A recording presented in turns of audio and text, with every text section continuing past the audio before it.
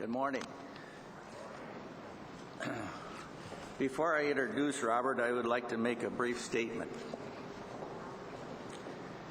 Planet Earth is in a condition in which we have never faced.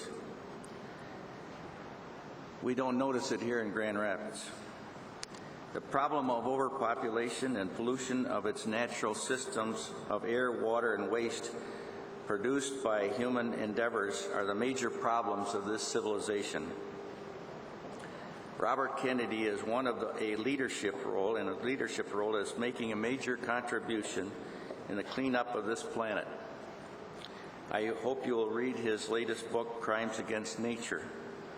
I recommend it to senior high schools, college students as a blue ribbon exercise in environmental knowledge.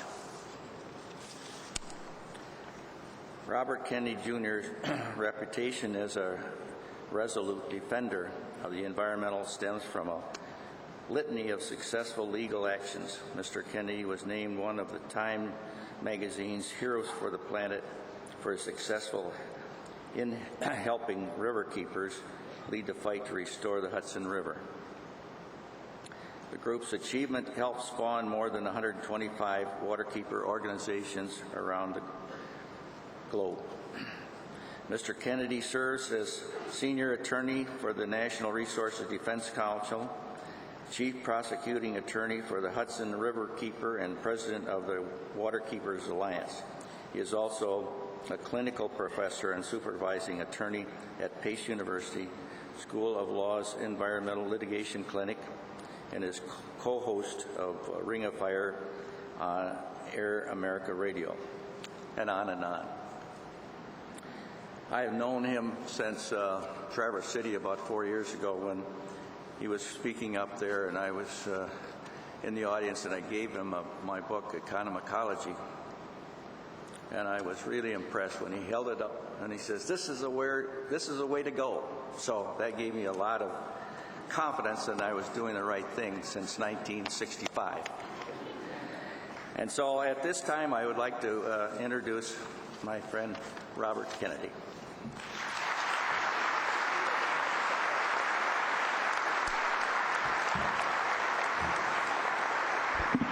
Thank you, and thank you, Peter Wege. I'm so happy to be here, back here with Steelcase. I was here, I guess 4 or 5 years ago. My first trip to Grand Rapids, and people always ask me around the country, which corporations are doing good things, and I talk about Anderson Cock, but I always talk about Steelcase, Patagonia, and a number of other ones that have been leaders in the field, and it's thanks, I think, largely to Peter Wege's commitment over the years to not just to building a company that's profitable, but also understanding that the purpose of building something like this is to make communities work and to make communities that function, that give the opportunity for dignity and enrichment to the people who work for it, and to the broader community. And to me, that's what the environmental movement is about. Environmental advocacy is not about protecting fishes and the birds for their own sake, but recognizing that nature is the infrastructure of our communities, and that if we want to meet our obligation as a generation, as a civilization, as a nation, which is to create communities for our children that give them the same opportunities for dignity and enrichment as the communities that our parents gave us, that we've got to start by protecting our environmental infrastructure, the air we breathe, the water we drink, the fisheries, the wildlife, the public lands that connect us to our past, that provide context to our communities, and that, ultimately are the source of our values and virtues and character as a people. Peter mentioned that I had this book, Crimes Against Nature, which is a New York Times bestseller out now, and it's a critique of the current administration. But it's not a partisan book, and I am not criticizing President Bush because I'm a Democrat and he's a Republican. I've been disciplined over 22 years as an environmental advocate about being nonpartisan and bipartisan in my approach to these issues. I don't think there's any such thing as Republican children or Democratic children. I think the worst thing that could happen to the environment is if it becomes the province of a single political party, and I've supported Republican candidates and Democratic candidates if they're good on these issues. And if they're bad on them, which there are plenty of Democrats that are, I'm the first one to criticize them. But you can't talk honestly about the environment in any context today without speaking critically about this administration. This is the worst environmental administration that we've had in American history. There's no dispute about that. If you go to NRDC's website, the Natural Resource Defense Council, which is one of the groups for which I work, you'll see a list of over 400 major environmental rollbacks that have been promoted or implemented by this administration over the past 4 years as part of a deliberate, concerted effort to eviscerate 30 years of environmental law. It's a stealth attack. The White House has gone to great lengths to conceal this radical agenda from the American public, including using Orwellian rhetoric. When they want to destroy the forest, they call it the Healthy Forest Act. When they want to destroy the air, they call it the Clear Skies Bill. But most insidiously, they put polluters in charge of virtually all the agencies that are supposed to protect Americans from pollution. The head of the Forest Service, Mark Ray, is a timber industry lobbyist, probably one of the most rapacious in history. The head of public lands is a mining industry lobbyist, Stephen Griles, who believes that public lands are unconstitutional. The head of the air division at EPA is a utility lobbyist, Jeffrey Homestead, who's represented nothing but the worst air polluters in our country during his entire career. The head of Superfund is a woman whose last job was teaching corporate polluters how to evade Superfund. The head of the second in command of EPA is a Monsanto lobbyist. And 2 weeks ago, the New York Times reported that the second in command of CEQ, the Council on Environmental Quality, which is in the White House, supposed to be advising the president on all environmental policies, that he was an American Petroleum Institute lobbyist whose primary job was combing through all federal science from all the different agencies to take out critical language, any language that was critical of the oil industry. And in other words, his job was to deceive the American public, to twist science or distort science. And this is not the exception, this is the rule. If you look at virtually all the subsecretariats in the Department of Agriculture, Department of Energy, Department of Commerce, and the agency heads, and Commerce regulates fisheries, Department of Interior, the EPA, of course, and the relevant divisions of the Justice Department, you'll find the same thing, that it is the polluters who are running the agency, the worst of the worst of the worst of the industry, that are running the agencies that are now supposed to be protecting the rest of us from pollution. And there's nothing wrong with having business people in government. It's a good thing if your objective is to recruit competence and expertise into the federal government. But in all of these cases, as I show in my book, each of these individuals has entered government service not to benefit the public interest, but rather to subvert the very laws that they're now charged with enforcing in order to, enrich the White House's, the corporate paymasters. And they've done tremendous harm to our country. They've imposed tremendous diminution in quality of life in America over the past 4 years. Most Americans don't know about it because we have an indolent and negligent press in this country that simply has not done its job of keeping the public informed, which we have to do. If a democracy is functioning, we need an informed public. And because of what's happened in the press, and you hear a lot of people talk about the liberal media, and this is the big lie.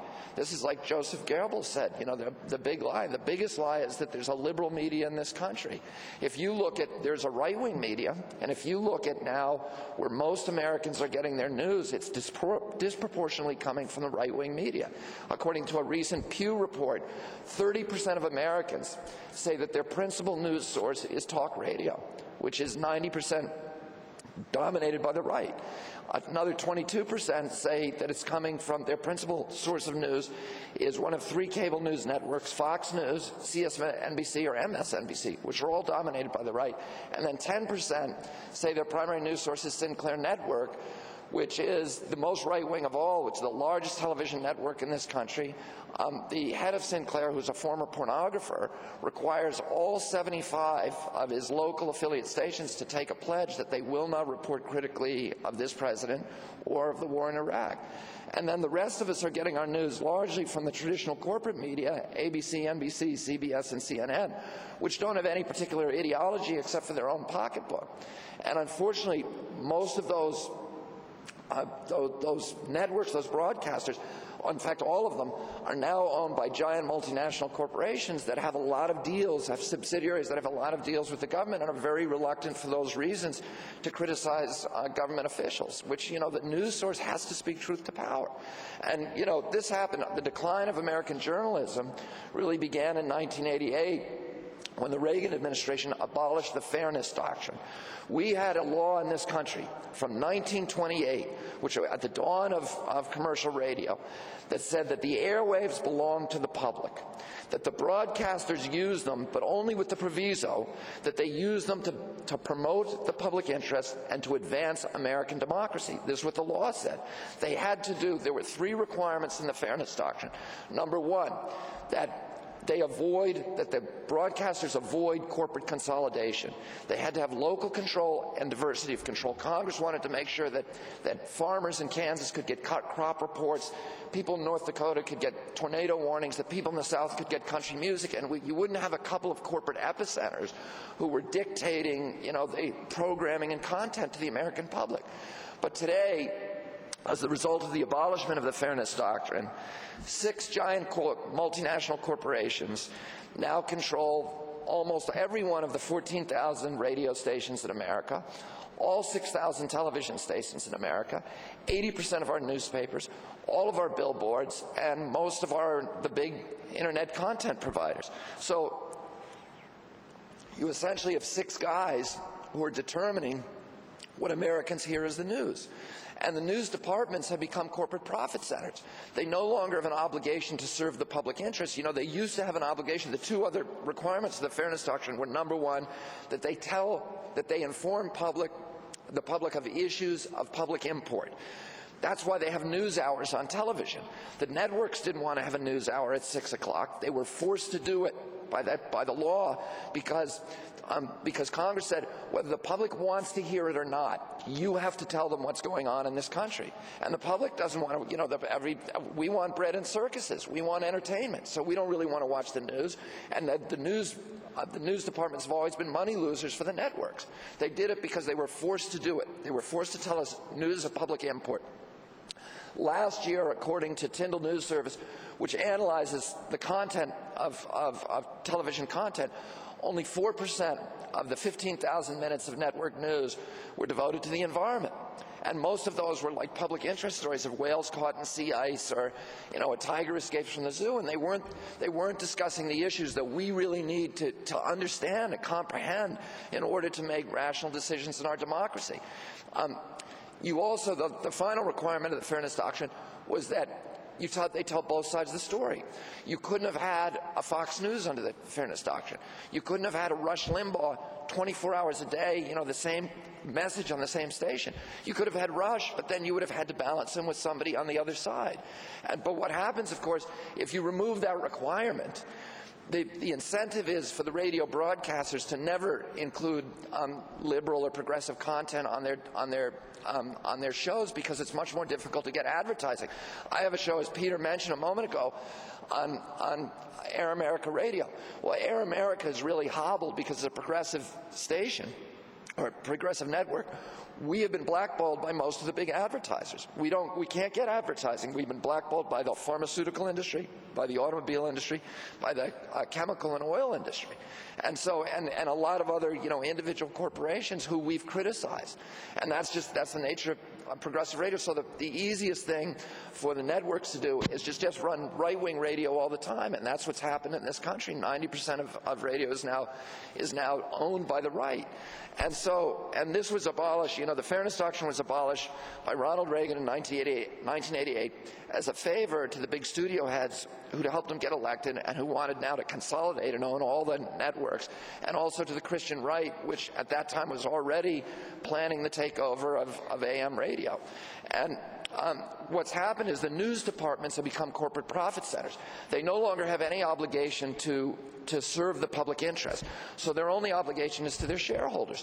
Well, how do you fulfill that obligation? Not by telling us the news that we need to hear to make rational decisions in our democracy, but rather by entertaining us, by appealing to the lowest common denominator, the prurient interest that all of us have in the reptilian core of our brain for sex and celebrity gossip. And so they give us Michael Jackson and Lacey Peterson and Kobe Bryant, and and we're today the best entertained and the least informed people on the face of the earth. And this is a huge issue in our democracy, and I know this because I do about 40 speeches a year in red states to Republican audiences, and I get the same reaction from the Republican audiences that I do from kind of liberal college kids, and a strong, approving reaction. And the only difference is that, afterwards the red state audiences come up to me and say, how come I never heard this before? And I've known for a long time that the values that Americans share are shared values, that they go across red states and blue states, that there's, this kind of moral distinction between the red states and the blue states that's posited by the pundits on TV. We call them in my house the Saturday morning gas bags. That, that there's this big moral difference. It doesn't exist. We have the same aspirations across party lines. But the difference is there's a huge informational deficit. And, I've known this for years. I always say 80% of Republicans are just Democrats who don't know what's going on. But don't have anybody take offense to that. But, because I'm about to tell you what's going on. But there was a recent poll, and I knew this from my anecdotal experience, but there was a recent survey that was done by the University of Maryland, an extensive survey after the last election. And it's called the PIPA report, the Public Policy Institute report. And they went out and they quizzed people about their knowledge of current events, people who voted for Kerry versus people who voted for Bush. And what they found was that the people who chose to vote for Bush during the last election had huge amounts of misinformation. 70% of them believed that Saddam Hussein bombed the World Trade Center. 70% believed that weapons of mass destruction were found in Iraq. Almost all of them believed that the war in Iraq had strong support among the Islamic nations and among the people of Europe. They believe, 64% believe that President Bush strongly supported the Kyoto Protocol and strong labor and environmental standards in our international treaties. And when PIPA went back and asked them where they were getting their news, what they found is the people who had the misinformation were watching these particular news sources, Fox News, Rush, etc. And they went back a third time, PIPA did, and asked people about their core values. And they said that they posited certain questions to them, like they said, if there were no weapons of mass destruction in Iraq, and if Saddam Hussein didn't bomb the World Trade Center, should we have gone into Iraq? And when they asked those kind of questions, 84% of Republicans and 84% of Democrats said the same thing. No, we shouldn't. And what they showed is that the values among all these different people are the same, that the distinction was really the information deficit. And that, and I knew this already because I run into this in my work all the time, that people don't know what's going on in this country as a result of many of these policies that are coming down from the White House. And I'll give you a couple of examples. And I said before, there's been profound diminution in quality of life in this country, but most Americans don't know about it. I'll talk about one industry that has a large bearing on this part of the country, which is coal-burning power plants. And in my book, I talk about all these different industries that have a chokehold on the White House, that have been able to engineer these rollbacks that have hurt the American people and hurt large communities, rural communities, etc. But people don't make the connections. And I talk about, corporate hog industry and about industrial agriculture and the chemical industry and the nuke industry, etc. I'll just talk today, just a couple of examples from one industry, which is coal-burning power plants. I have 3 sons who have asthma. 1 out of every 4 black children in America's cities now has asthma. We don't know why we're having this epidemic of pediatric asthma that began in 1989, and food allergies, which are connected. We do know that asthma attacks, the attacks themselves, are triggered primarily by bad air, by ozone and particulates in our air, and we know that the principal source of those materials in our atmosphere are 1,100 coal-burning power plants that are burning coal illegally. It's been illegal for 17 years. They were supposed to have cleaned up under the Clean Air Act. Many of them, incidentally, did. There was a lot of steel case type companies within the utility industry who cleaned up their act, and they're essentially being penalized by the companies that chose not to, that are continuing to pollute. And there's 1,100 of them, I say, that did not. And The Clinton administration was prosecuting the worst 75 of those, criminally and civilly. But this is an industry that donated $48 million to President Bush during the 2000 cycle and have given $58 million since. And one of the first things the Bush administration did when it came into office was to order the Justice Department and EPA to drop all those lawsuits. The top 3 enforcers at EPA, Sylvia Lawrence, Bruce Buckheit, and Eric Schaefer, all resigned their jobs in protest. These were not Democrats. These were people who had worked through the Reagan administration and the prior Bush administration. The top Justice Department attorney, who was in charge of the cases, said this has never happened before in American history, where a presidential candidate accepts money from criminals under indictment or being investigated prior to indictment, and then orders all those cases and investigations dropped when he comes into office. Immediately after doing that, the Bush administration abolished the new source rule, which was the heart and soul of the Clean Air Act, the most important provision in the entire Clean Air Act, the rule that required those companies to clean up 17 years ago. So now there is no longer any requirement that they ever clean up, and I'm going to be able to watch my sons gasping for air on bad air days because somebody gave money to a politician. And if you go to EPA's website today, not NRDC, but the federal EPA, it says on the federal EPA website that that single decision to abolish the new source rule kills 18,000 Americans every single year. 6 times the number of people who were killed in the World Trade Center attack, year after year after year after year. This should be on the front page of every newspaper every single day, but you won't read about it in the American press. About 6 months ago, the federal EPA announced that in 19 states, including Michigan, it is now unsafe to eat any freshwater fish in the state because of mercury contamination. The mercury is coming from those same 1,100 coal-burning power plants. In 48 states, at least some of the mercury is, some of the fish are now unsafe to eat. In fact, the only 2 states where all the fish are still safe to eat are Wyoming and Alaska, where the Republican-controlled legislatures have refused to appropriate the money to test the fish. But in all the other states, at least some or most or all of the fish are unsafe to eat. We know a lot about mercury we didn't know a few years ago. We know, for example, that 1 out of every 6 American women, according to CDC, now has so much mercury in her womb that her children are at risk for a grim inventory of diseases: autism, blindness, mental retardation, heart, liver, and kidney disease. I have so much mercury in my body, I got my levels tested recently just from eating fish, and you can get your levels tested if you send a hair sample. Just take a little clipping of your hair and send it to Waterkeeper Alliance, my group, and we will get it tested for you. But you just go to our website, waterkeeper.org, and follow the instructions there. But my levels are double the levels that EPA considers safe. I was told by Dr. David Carpenter, who's a national authority on mercury contamination, that a woman with my levels of mercury in her blood would have children with cognitive impairment. I said to him, "You mean might have?" And he said, no, the science is very certain today her children would have some level of permanent brain damage. And he estimated an IQ loss in those kids of about 5 to 7 points. Well, today there's 630,000 children born in America every year who've been exposed to dangerous levels of mercury in their mother's wombs. And the Clinton administration, recognizing the gravity of this national health epidemic, reclassified mercury as a hazardous pollutant under the Clean Air Act. That triggered a requirement that all of those companies remove 90% of the mercury within 3.5 years. It would have cost them less than 1% of plant revenue.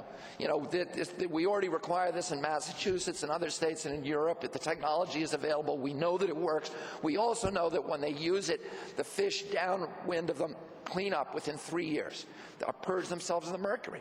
So this was a great deal for the American people, but it's still billions of dollars for those utilities, and this is the industry that gave $100 million to the White House.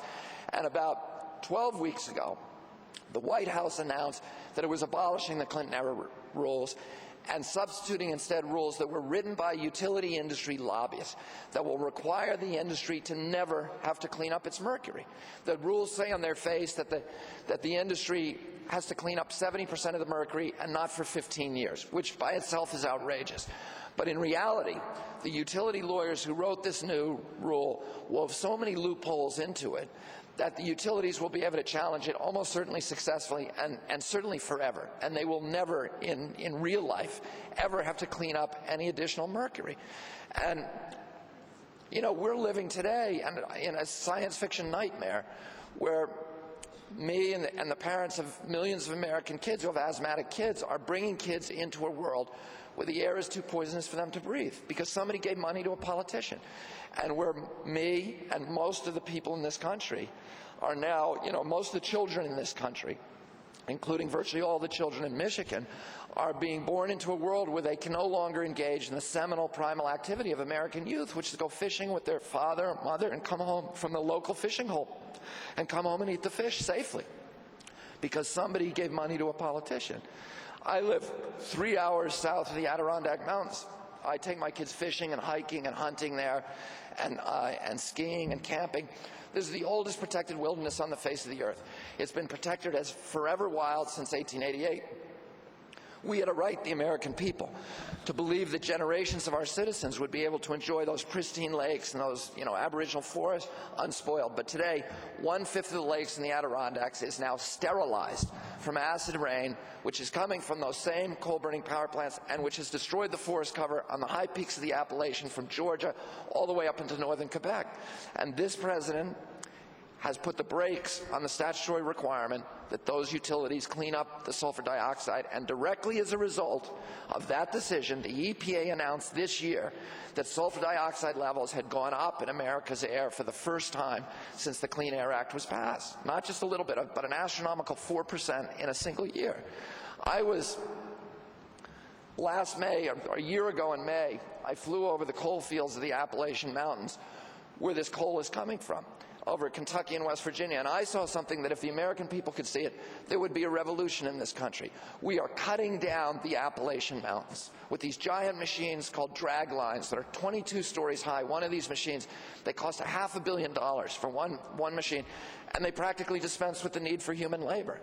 And that indeed is the point. When my father, you know, was fighting strip mining in Appalachia when I was a boy, I remember a conversation that I had with him when I was 14 years old, where he said to me, not only are they destroying the environment, but they're permanently impoverishing those communities because there's no way that they will ever regenerate an economy from these barren moonscapes that are left behind after strip mining. And they're doing it so they can break the unions. And indeed, that's what happened. There was, at that time, there was 100, when he told me that, there was 114,000 unionized mine workers in the state of West Virginia digging coal out of tunnels in the ground. Today, there's only 11,000 miners left, and almost none of them are unionized because the strip industry isn't. And, you know, using these giant machines and 2,500 tons of dynamite that they explode every day in West Virginia, a Hiroshima bomb every week. They are blowing the tops off the mountains to get at the coal seams beneath. And then they take all the rock and debris and rubble and they plow it into, with these giant machines, into the adjacent river valley and flatten out the landscapes and bury the rivers. They have already buried 1,200 miles of American rivers, never to be seen again.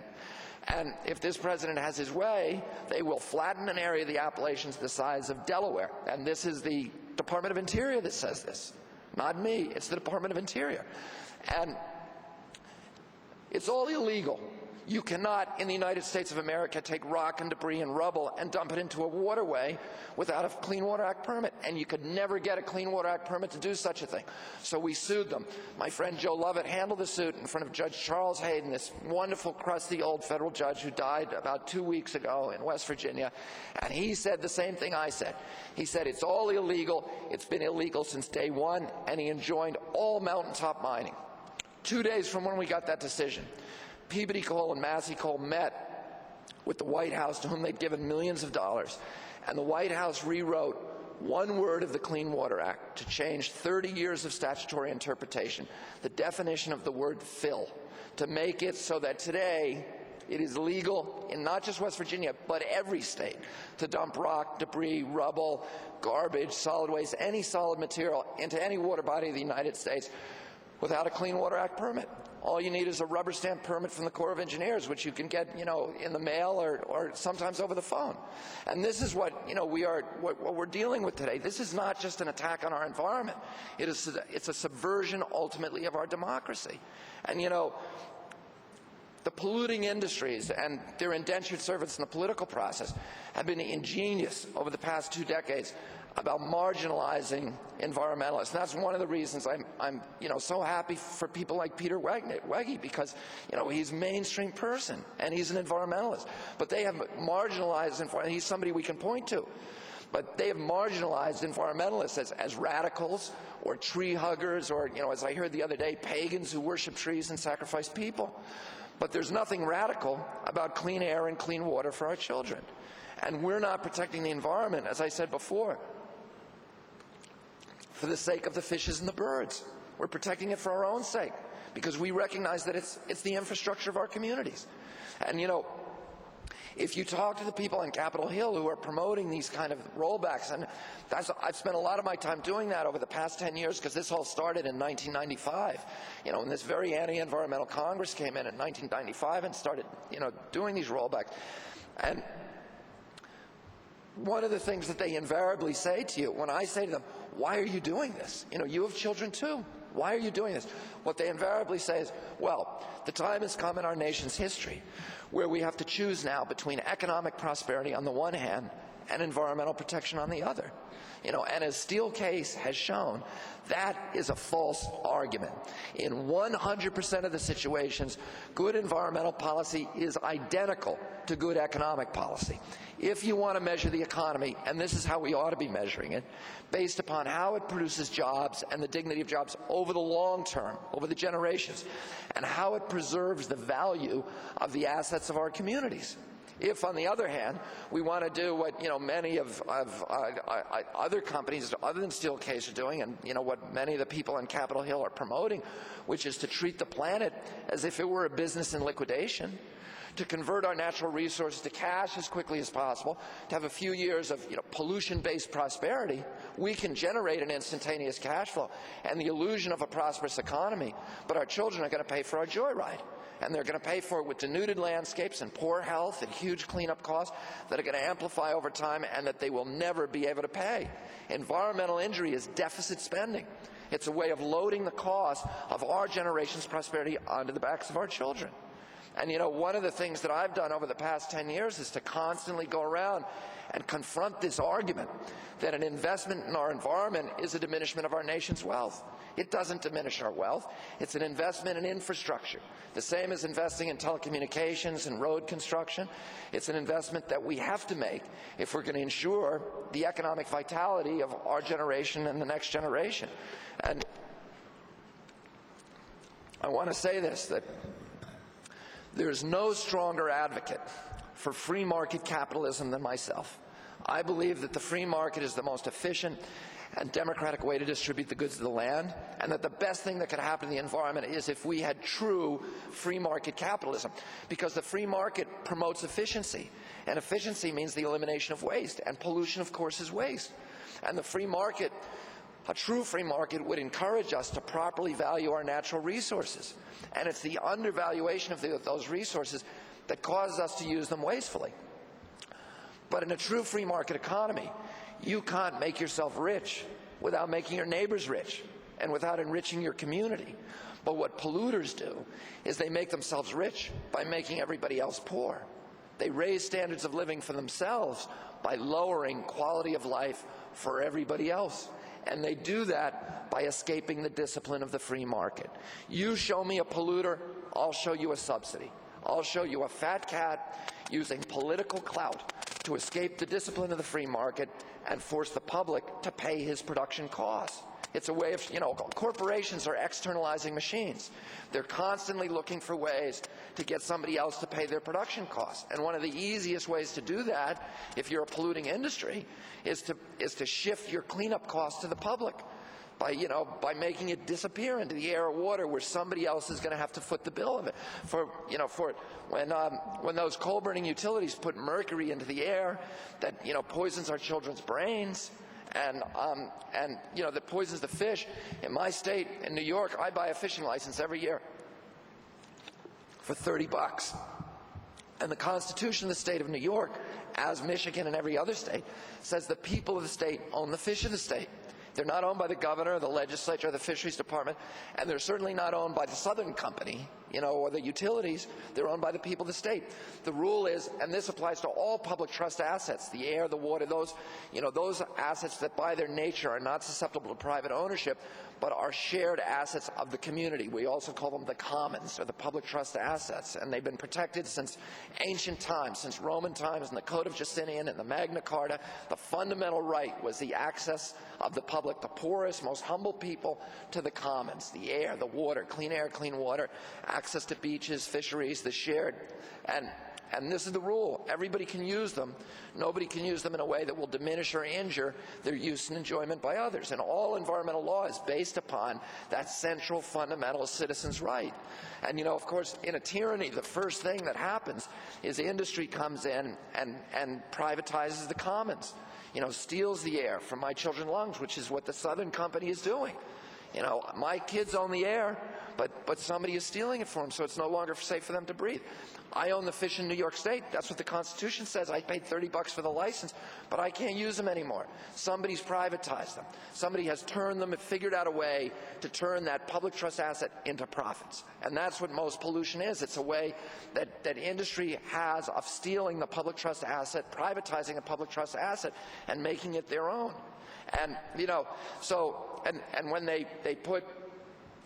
put sulfur dioxide in the air, that steals the waterways of the Adirondacks, which I have a right to use from me, and steals the timber industry from, private and public lands.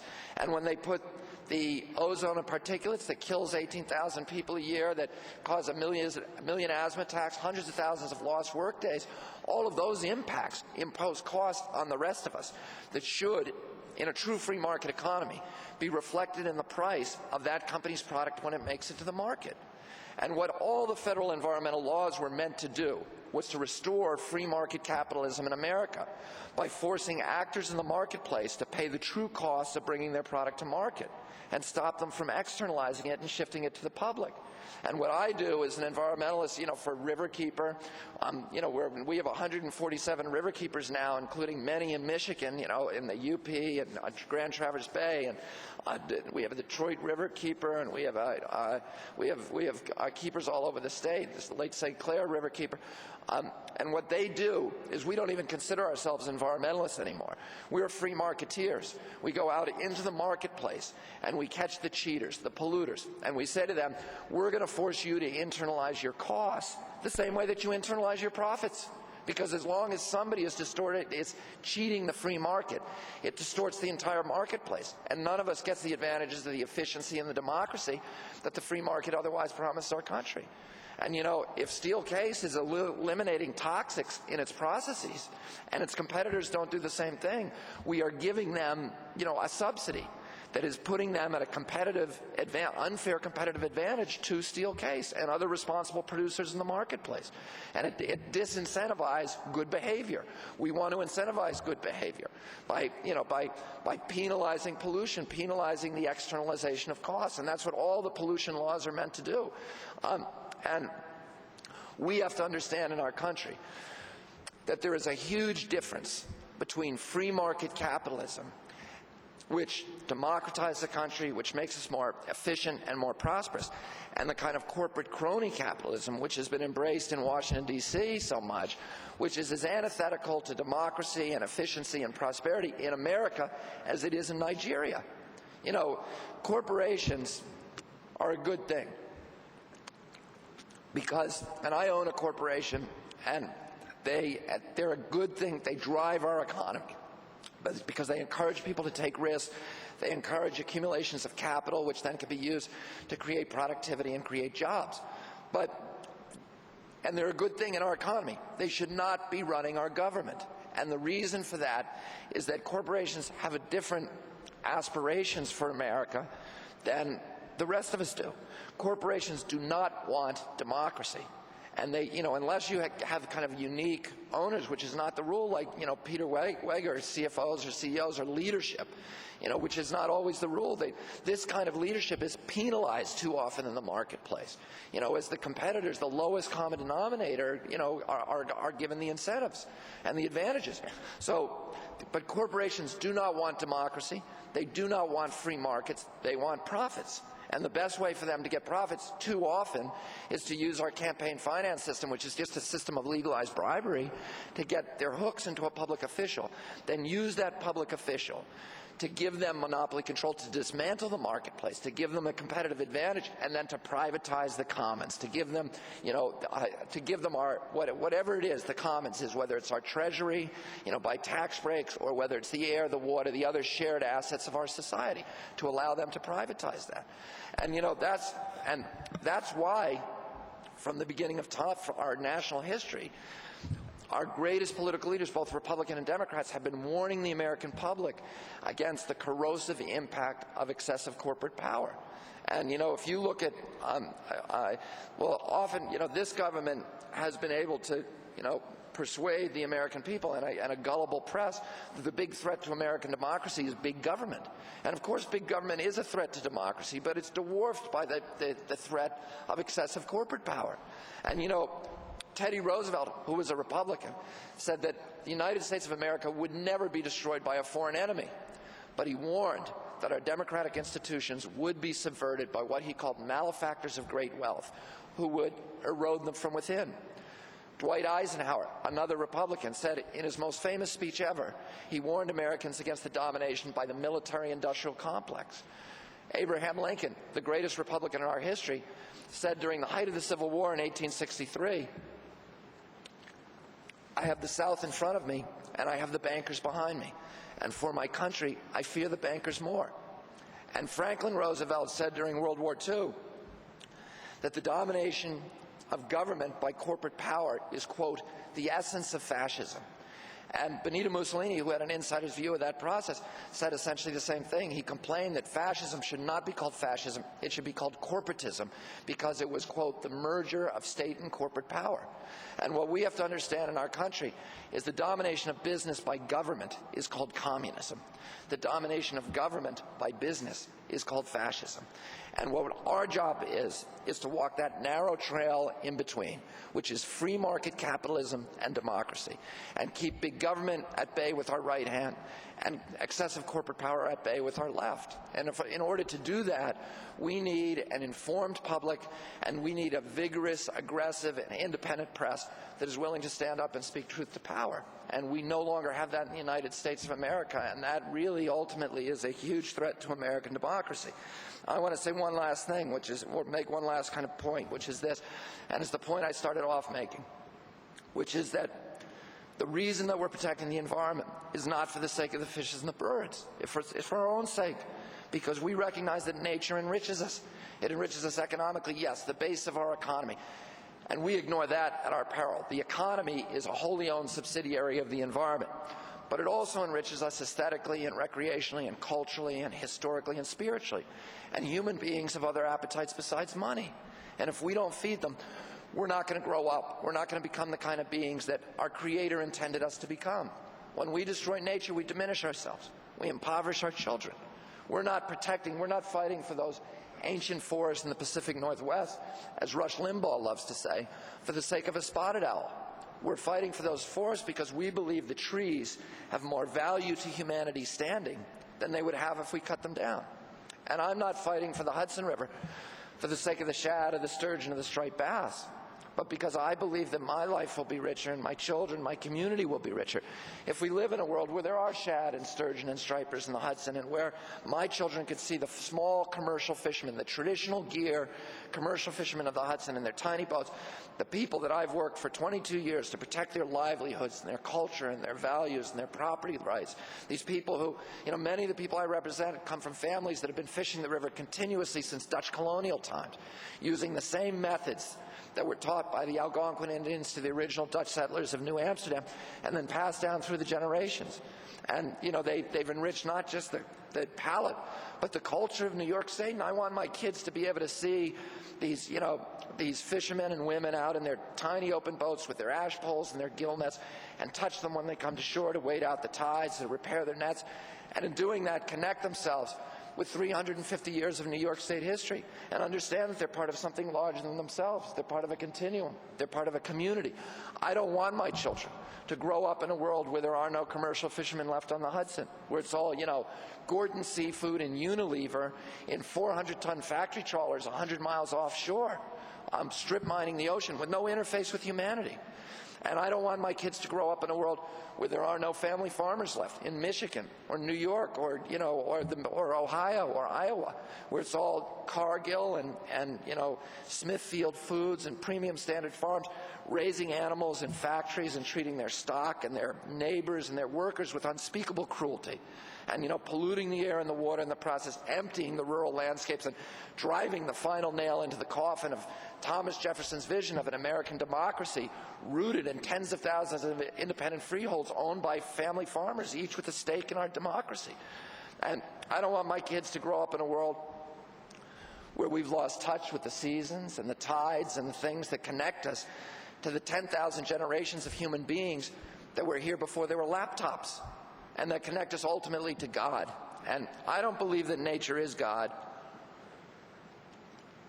or that we ought to be worshiping it as God. But I do believe that it's the way that God communicates to us most forcefully. And God talks to human beings through many vectors, through each other, through organized religion, through the great books of those religions, through wise people, and through art and literature and music and poetry, but nowhere with such clarity and force and detail and texture and grace and joy as through creation. We don't know Michelangelo by reading his biography. We know him by looking at the ceiling of the Sistine Chapel.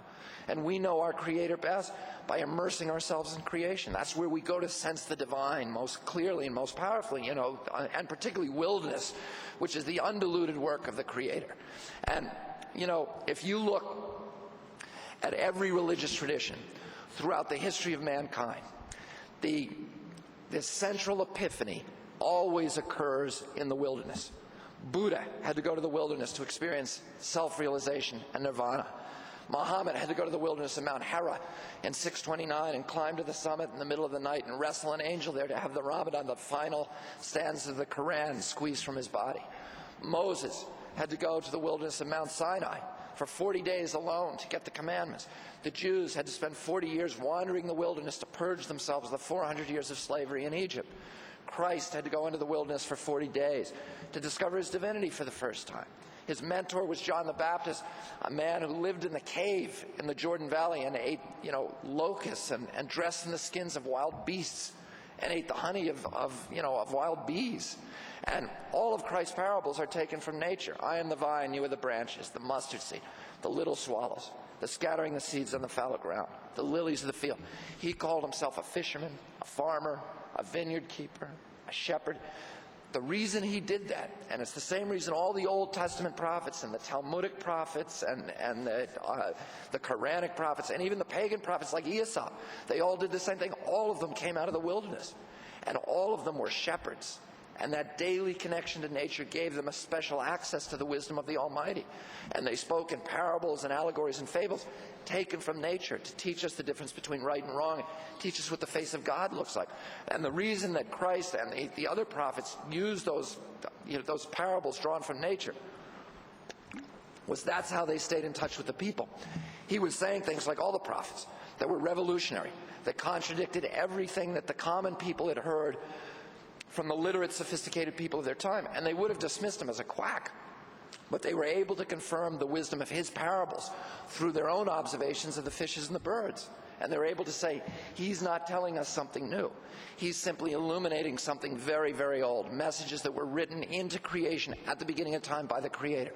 And we haven't been able to discern or decipher them until the prophets came along, who had immersed themselves in wilderness and learned its language, and then come back into the cities to tell us about the wisdom of God. And, this is where our values come from.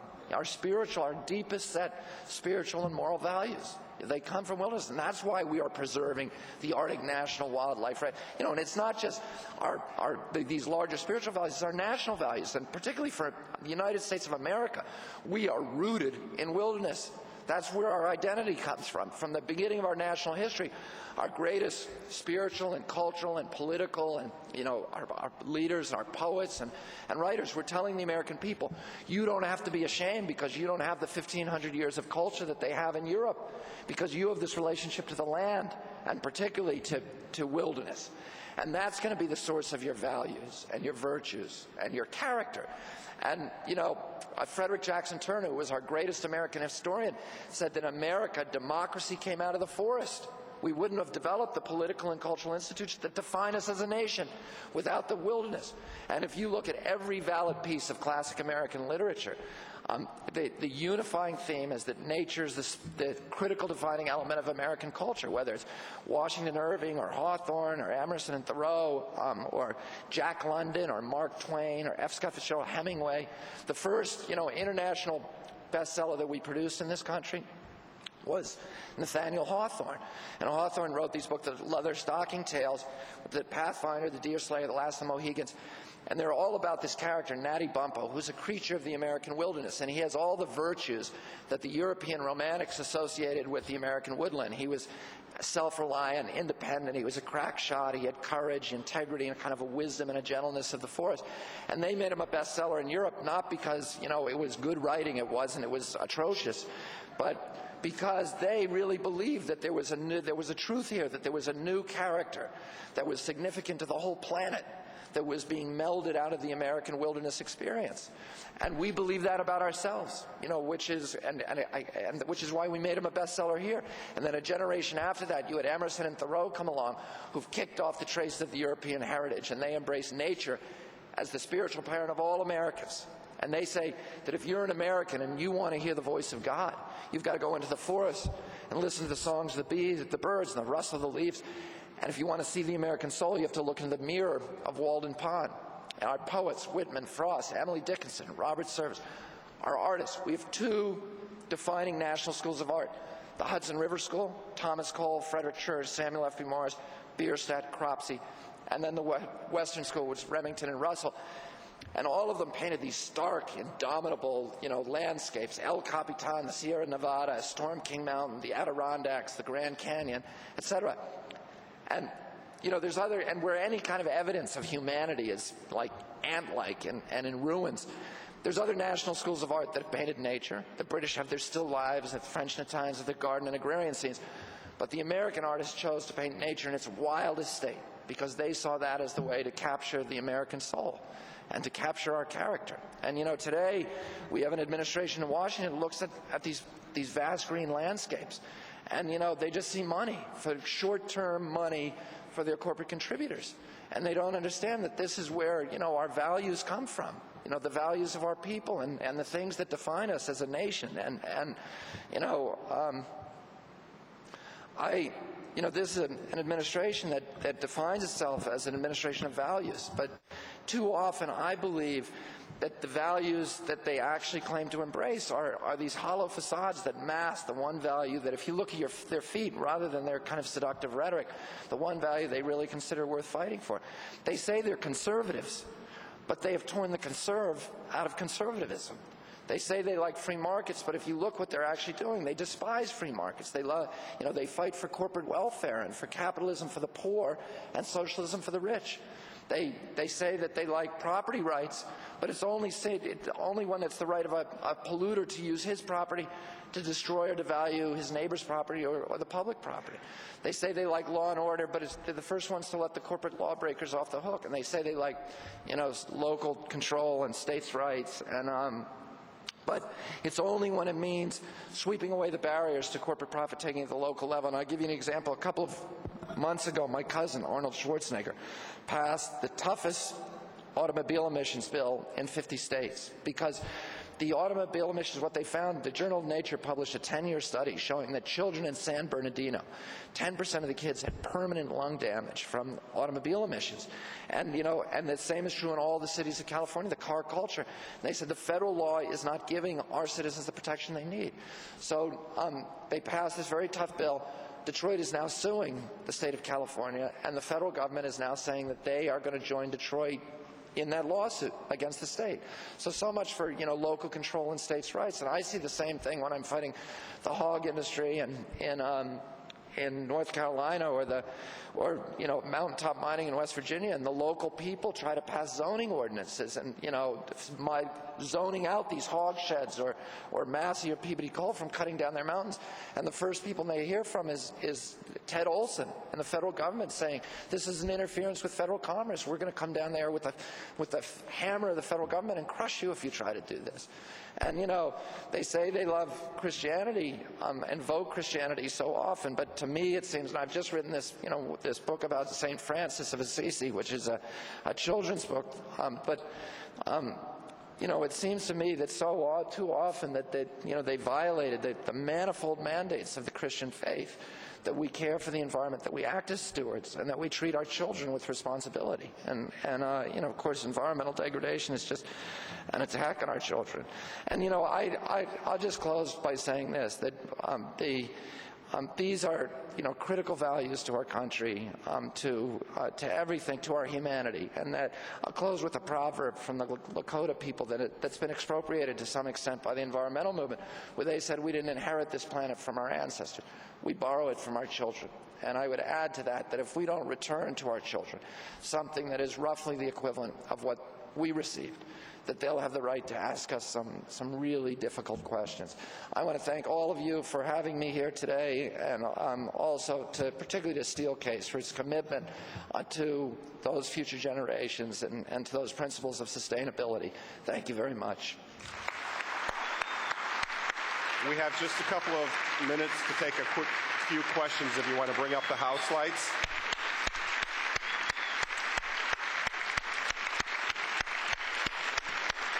Thank you very much.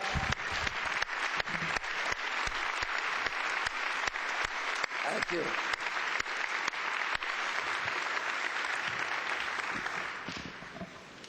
Questions? I can call on people.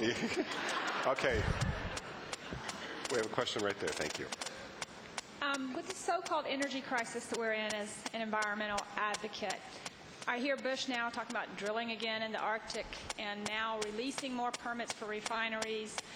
And so what is your spin on what might happen in the Bush administration to solve this energy crisis? Well, I think the administration is headed in the wrong direction. As usual, our problem in this country is not dependence on, foreign oil. It's dependence on oil and, on fossil fuels. And to me, the most exciting thing, about what I do, and the reason I remain optimistic, is we have the technologies today to solve all of our environmental problems.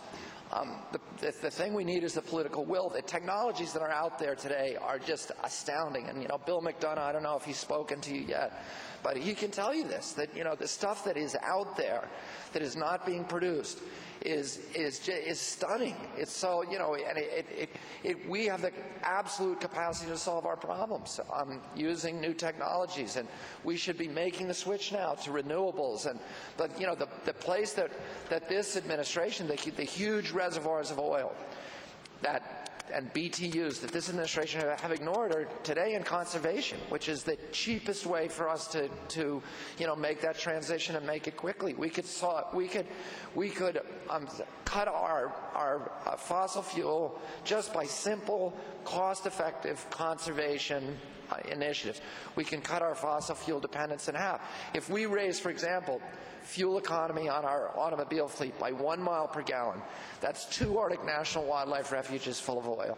If we raise our fuel economy standards by 2.6 miles per gallon, we yield more gasoline than we now import from Iraq and Kuwait combined.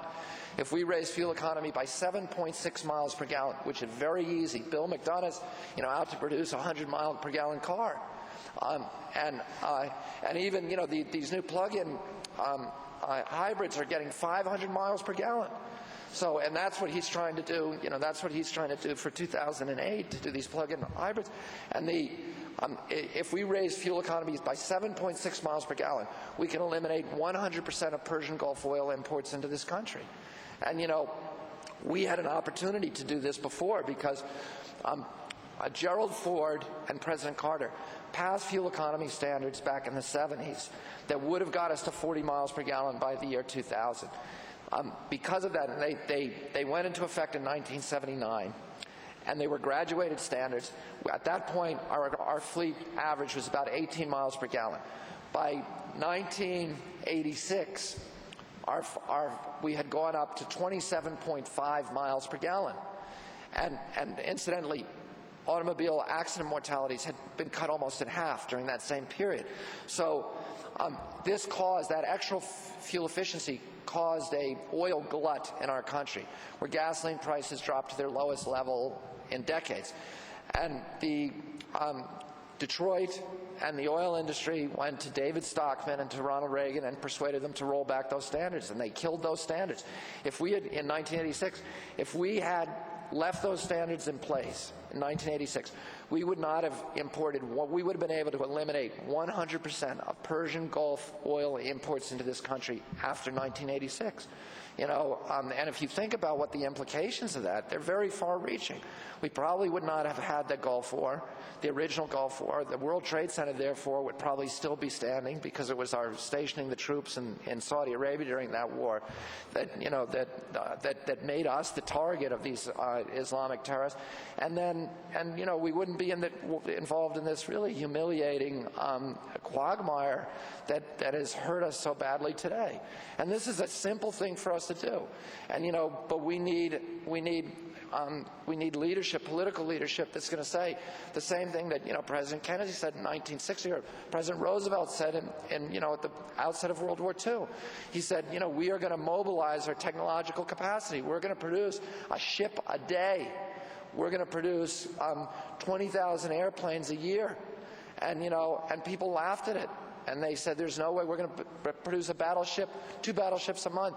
People said, there's no way that kind of industrial mobilization will take place. But, you know, within 6 months, we'd reach those goals, and within 12 weeks, we'd surpass them. And that's because we had a president who had a vision for this country and who was able to mobilize the scientific and technological capacity of America and our democracy, which is our strength, and get us moving towards the goal of independence. And you know, the same thing happened with President Kennedy in 1960 when he said, we're going to put a man on the moon in 10 years. And people said, you can't do that. You know, we put a man up barely into the stratosphere and he's come back down. How can we put a man on the moon and bring him back alive? But we've made that a national mission. And today what we need to do is make a national mission of energy independence. And we produce plenty of fuel in this country that we can easily do that. But, you know, that's not where this administration is taking us. And, you know, everything that happens, every incident, whether it's a blackout in California or whether it's Hurricane Katrina or a Gulf War, is just an excuse for drilling in our last sacred places. But, you know, we could be doing the same thing with air conditioners and with appliances. There's so many exciting things that we could be doing right now that would free us and make us richer. If we had, listen to this, if we had left those fuel economy standards in place back in 1986, we could have generated $20 billion a year of revenue to pay off our national debt, you know, that we're now sending to these Mideast oil sheiks who despise, you know, democracy, are hated by their own people, and we shouldn't have anything to do with them. We could have eliminated our vulnerability to price shocks on the international oil market. We could improve our balance of payment, and every American would be richer. We'd be breathing clean air and clean water, of course, but we'd all be richer because until about 3 years ago, I was driving a minivan that got 22 miles per gallon. I was spending $2,500 a year on gasoline. Now I'm driving a Prius, and I'm spending about $1,200 to $1,200 a year. So I have like $1,200 in my pocket at the end of every year because in a fuel-efficient car. Well, what if all of us were doing that? You know, what? You remember when President Bush sent us all a $300 check and said, you know, this is an economic stimulus package, and we had to gut the Social Security Trust Fund to do it. Well, what if all of us were getting $300 or $400 or $500 every year, not just once, but year after year after year from fuel economy savings? What would that do in terms of economic stimulus? The solutions are all there. They're tremendously exciting. We are the country that ought to be doing them, and yet we're lagging behind the rest of the world.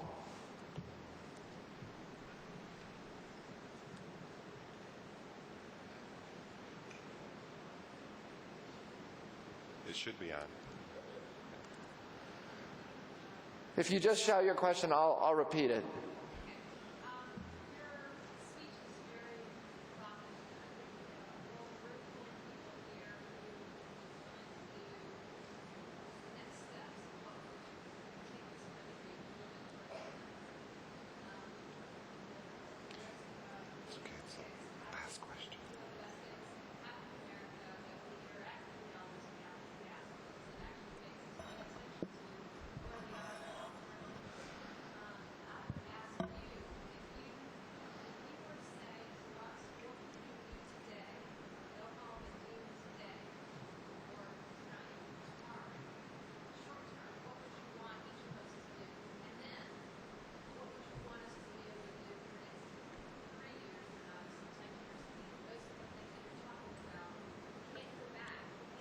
Right.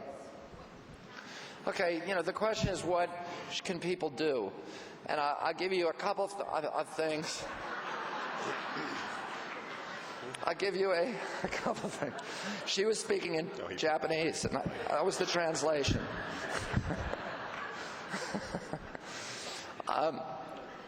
Is that, first of all, I would love it if people would sign up on our website, which is stopglobalwarming.org. And this is a website that was started by myself and John McCain and Lori David. And Lori David is the wife of Larry David, who is the creator of Seinfeld.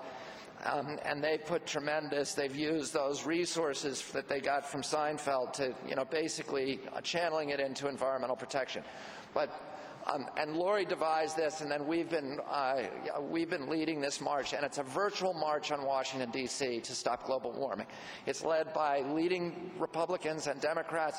There's a lot of companies there, and the way that it works is that if you sign up other people, you become a lead marcher. If you sign up enough other people, and you'll go on it and you'll see the lead marchers. Everybody that you sign up, you get credit for everybody they sign up. And we have a competition among all the kind of lead marchers, but so I appreciate it if you sign up under my name. But we're also going to launch, I'm hoping today, but it will be, if it's not today, it'll be tomorrow. We're going to launch a web page for Steelcase. There's a lot of companies that have their own pages where you can go to their page and sign up. And, we're having a competition among all the different companies to sign up the most people. We're going to try to sign up over 1 million people and you don't have to actually march, you just sign up for the march.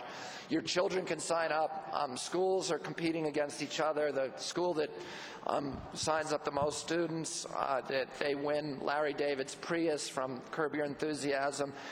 We have a number of big cultural events. MTV is now going to start following the march. AOL is following it on its homepage. HBO is going to do a 1-hour special on the march and global warming. Fox News is following the march, and it's doing a 1-hour special, believe it or not. And I just came back from Glacier National Park, where there were 127 glaciers in 1910, and there's only 27 left, and they're all going to be gone within 20 years. And we went up there with the Fox News crew. And then we have in November, we have a 2-hour variety show, comedy variety show with the best comedians in our country, Jack Black, Will Ferrell, Robin Williams, et cetera, live from Las Vegas.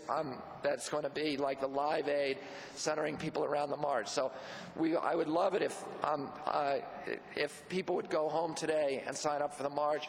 And those of you who are affiliated with Steelcase, you should sign up under Steelcase's name and give them their webpage a boost on the march. And as I said, I think with Frank's help, we can get a webpage up there. And Peter Wegge, we can get a webpage up there maybe today or tomorrow.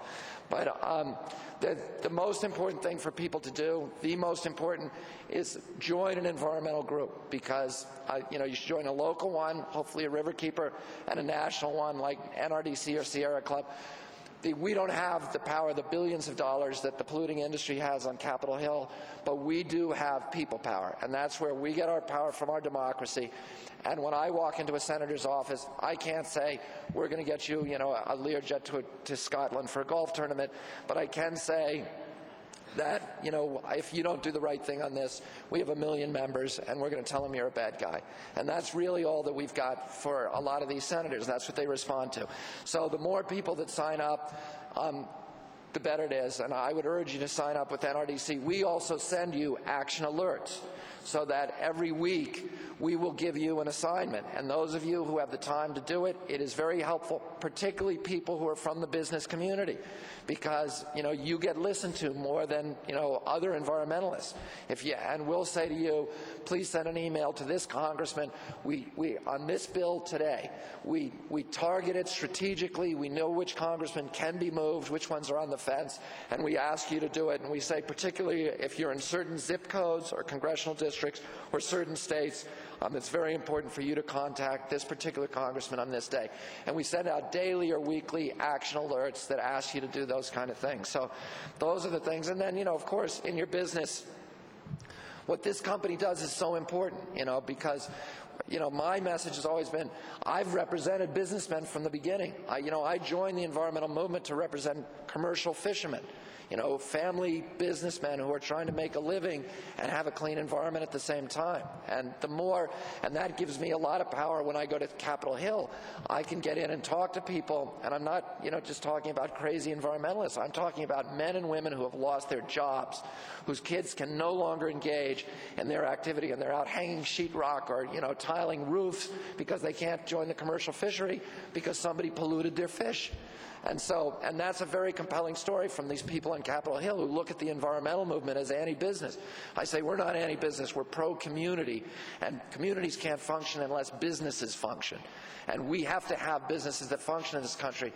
But there's a way to do it, the way the Steelcase is doing it, which is you do it sustainably. You put a little extra energy in to make sure that you're not only being good to your shareholders, but you're being good to your community. And what's the point if that's not what you're doing? You just make your pile bigger, and then whoever dies with the most stuff wins. And we got to do something better than that. And Steelcase recognizes that, and it's really good for me to be able to point to them and say these are business people who are committed to these issues as committed as I am.